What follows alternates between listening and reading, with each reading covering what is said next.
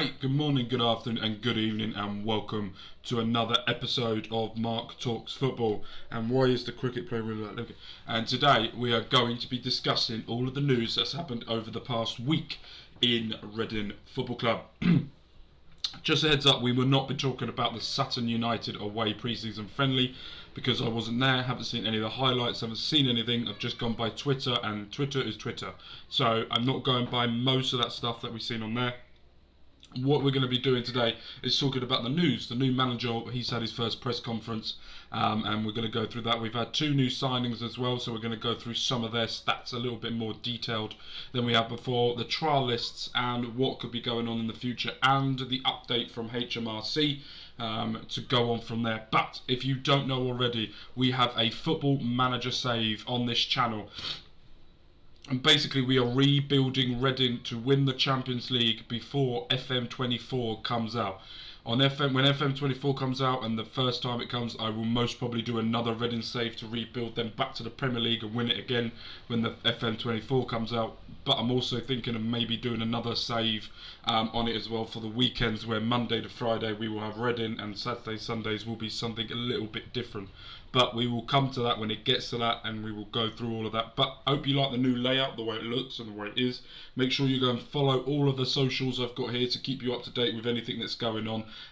When you watch this video, I'm not 100% sure, but I'm going to check where we are when we watch this video. So we are currently, so when you watch this, tomorrow we've got a massive game against Leeds.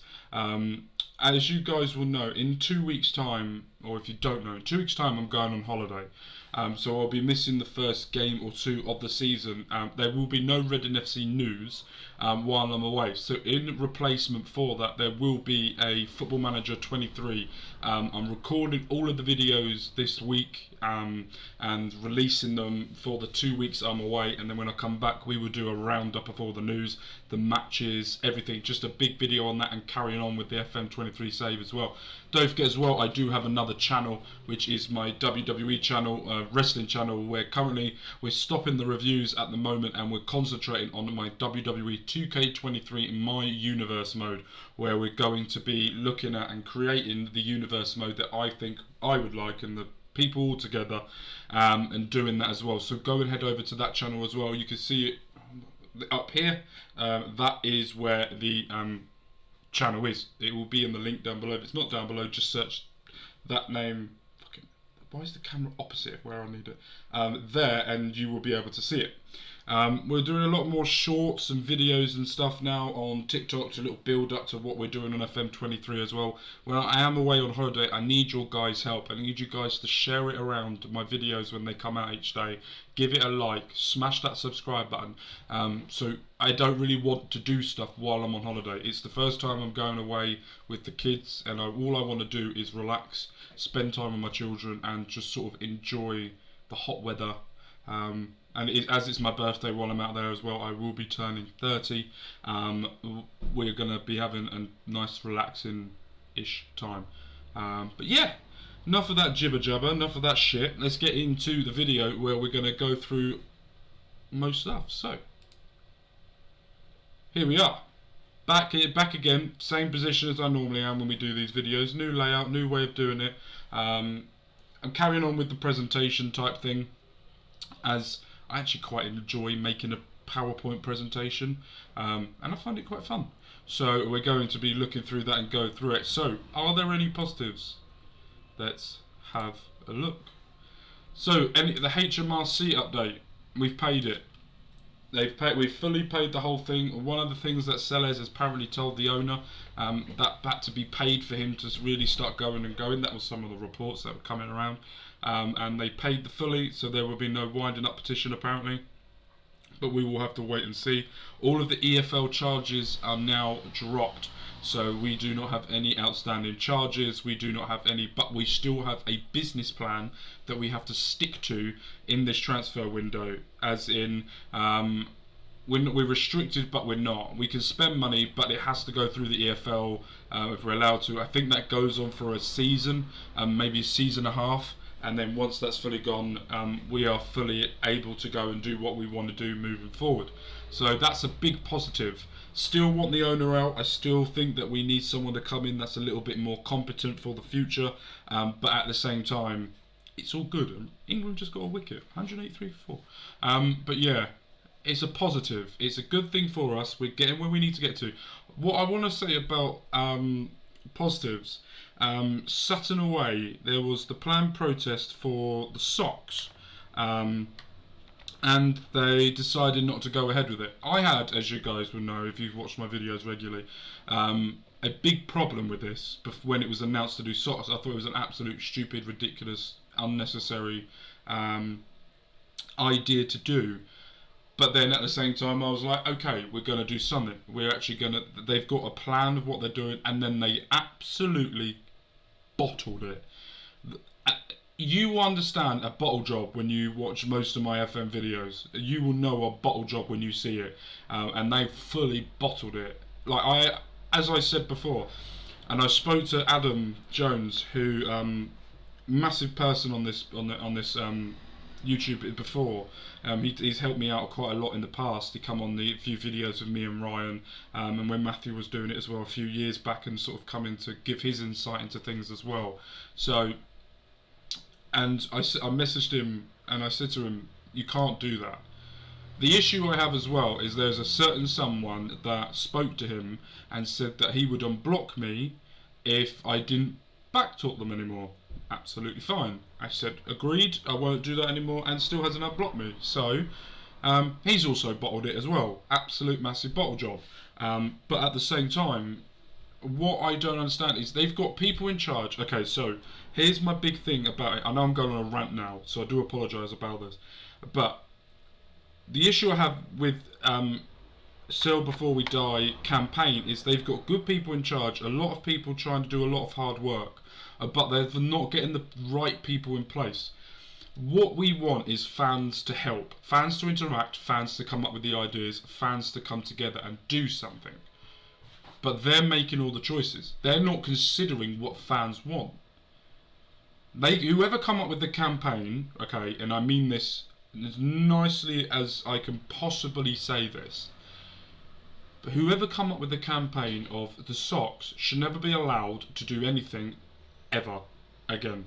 If they do stuff behind the scenes, they're not allowed to have any ideas, not allowed to do anything, because that is the most ridiculous thing we've had, or what I've seen as a Reading group ever. You've got Man United, who, as much as I dislike what they do, or as much as I dislike the club because I just don't agree with most of the stuff that they do, when they protest, they fucking protest, and they do it really well. The same with Liverpool. They do the same stuff as well when they protested against the Super League. Arsenal did a great job against the Super League as well. So when they protest it well, where we've got a bunch of old men coming together, old white men coming together and going, I think we should do this. And everyone going, yes, let's do it. No. I'm not saying I fully want to be a part. I would love to be a part of it. I love to put my insight. I love to put forward what I think and what I do. But you guys are the ones at home that also want a change. You guys at home also want things to happen. Why is a committee of people making a decision for everyone else? As I said, you could have a Zoom meeting with or a webinar where you can have over 100, 200 people on it. They come and bring something and we all vote. Or we send in what we would like to do and there's a vote. And the majority of the vote wins. That's how it's done. That's a democracy. And I feel like they're not doing that. And I feel like that they bottled it, and they need to learn from their mistakes, and hopefully they do, and able to bring fans on to try and help. I'm happy to help if anyone wants my help or put my input on anything, but at the same time, let's hope that they can sort themselves out and able to bring fans back into it and get them going. This is meant to be a fan-led protest, not a committee protest. Get all the fans together, vote together, and if you've got too much to do, let fans help. Let people that really want to help to be a part of it and do it. Simple as that. Right. Let's move on. According to Tim Della on July 12th, Dye is looking for investors. due to that there is a report going around that he cannot get his money out of China due to the president or prime minister, whatever it's called, in China, knowing that he's an opponent to him and is blocking, according to sources. So he's looking for investors to come in that will be able to help push the club forward for the time being until he's able to bring it back, which is a good thing, which looks like Dye is looking for extra help. Bad thing is, if we don't get investors, we could be up the Swanner again. So it's a mixture of both at the moment of how it's looking and what we're doing moving forward. Ruben Selles' press conference. This is some of the talking points we're going to discuss from it. He wants to be a prognostic. I can't say that name. I can't pronounce it, so I'm going to ignore it in games. High pressing. Demand high. Big eye on set plays. The door is open for Walcott, but no offer. Walcott's looking around, but if Walcott wants to come, then we will be able to bring him. He wants to bring in 2 coaches for himself. 1 set piece coach and 1 tactical coach as well. And one of Mbugu and Hoyler is at Bearwood. I think we all know which one it is. He wants up to 10 players this season before the start of the season. He spoke to Dai Young. He wants the best for the club and the team to bounce back to the championship as quickly as possible. That's what we all want. And another one, he said, we have other priorities in other positions and hopefully in the coming hours, days, and not weeks, we will have them through the door. So he's identified what he wants. The club have identified what they need. We've got 2 players through the door. I presume he wants 10 more, or 10 altogether. So that's a big plus, that they know what they need and know what they need to get. And with the restriction now lifted, the club can now work full time to go and get those players of what they want to push the club forward. Nice to see him being open. I've seen a lot of people as well around saying what he said about Dai Young. He wants the best for the club, team to bounce back to the championship as quickly as possible. That's what we all want. People are saying, well, that's just a PR. Yes, he wants the job. He wants to keep the job and he wants to push forward. He's not going to come out like the first day of a press conference saying the owner's shit, he doesn't know what he's doing, blah, blah, blah, blah. It's just not going to happen, is it? So, chill out, calm down. We will get there at some point as well. But, yeah, next up, our very first signing of the summer. Harvey Knibbs, a 24-year-old forward, has joined on a 3-year contract. This is a statement that Mark Bowen has said during that. Harvey has been one on our radar for some time. We are very pleased he has agreed to sign a contract with us. Young, quick, hungry, hard-working, with a natural creative spark. I'm delighted he has agreed to be a part of what we are striving to achieve at Redden. So let's have a look at some of the stats, shall we? About Harvey. Last season, defensively, he made 1.6 tackles per game. He played 2,860 minutes last season, made 0.8 interceptions per game, 0.9 fouls per game, and dribbles, he does well as well. Offense, so going forward, he's got 5 goals, 5 assists last season, and he also has shots per game 1.4, so likes to have a really good go at goal as well, which is great to see. There were some games last season where we weren't even shooting and it was beyond boring. At the same time, he makes 0.8 key passes a game, which is great. Really like to see that. A lot of going forward and lots of trying to go. Bad controls per game 1.5, but that's just normal.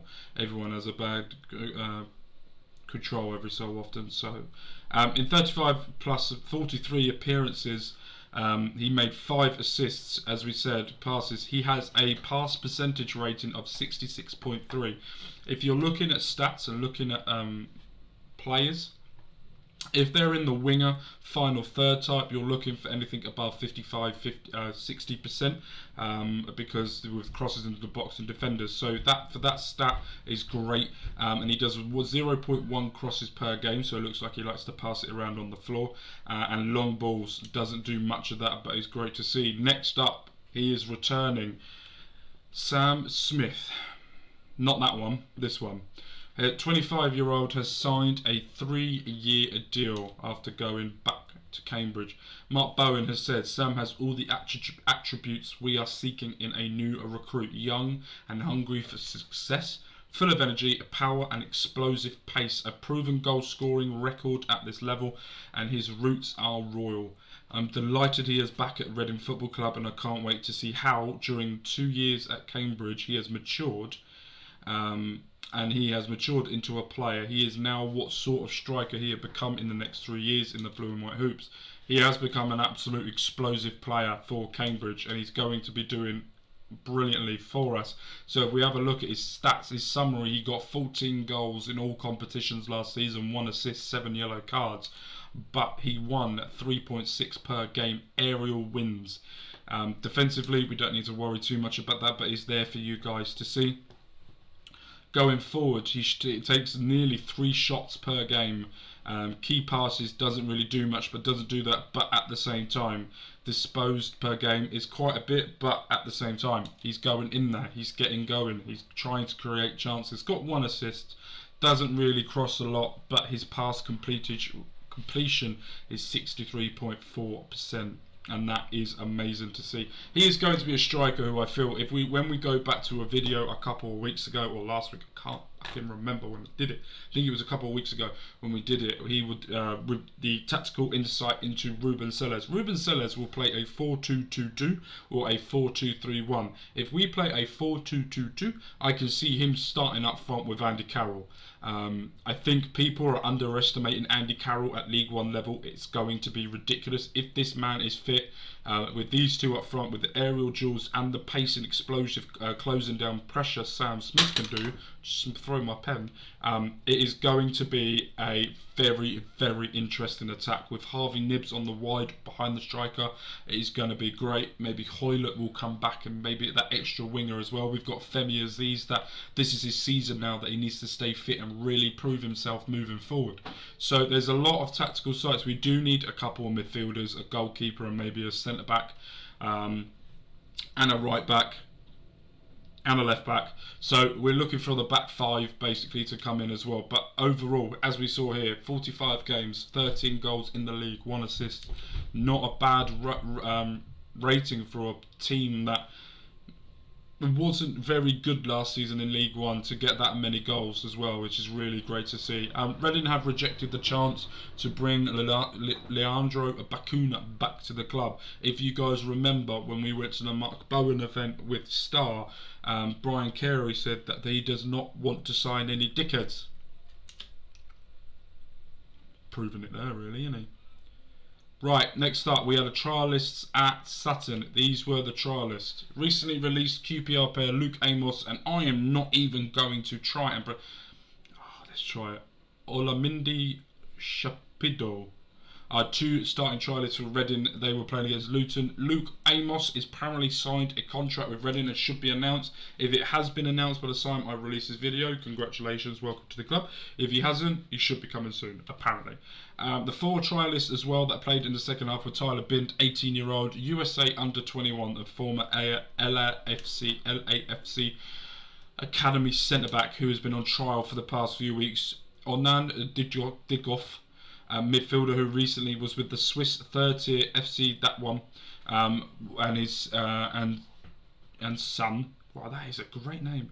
Son of 82 cap French international Yuri and played for St Mirren in 2019-20.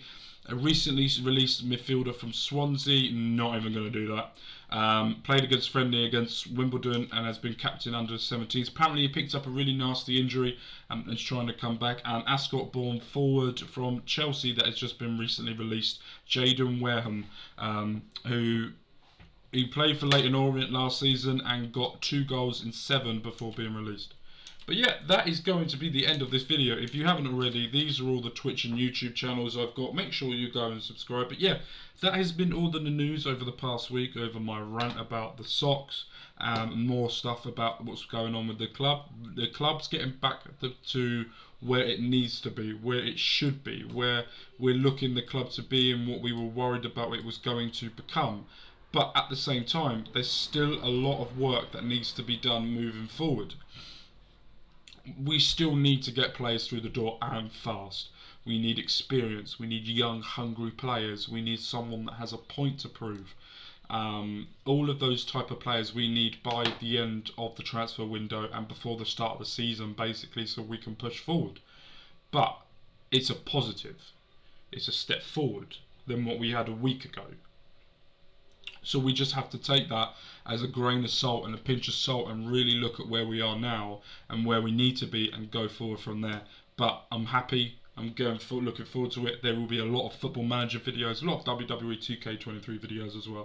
So make sure you go over, smash that subscribe button. Make sure you hit that like button as well. And with that, my name's been Mark. You guys have been amazing. With peace, love and care. Peace.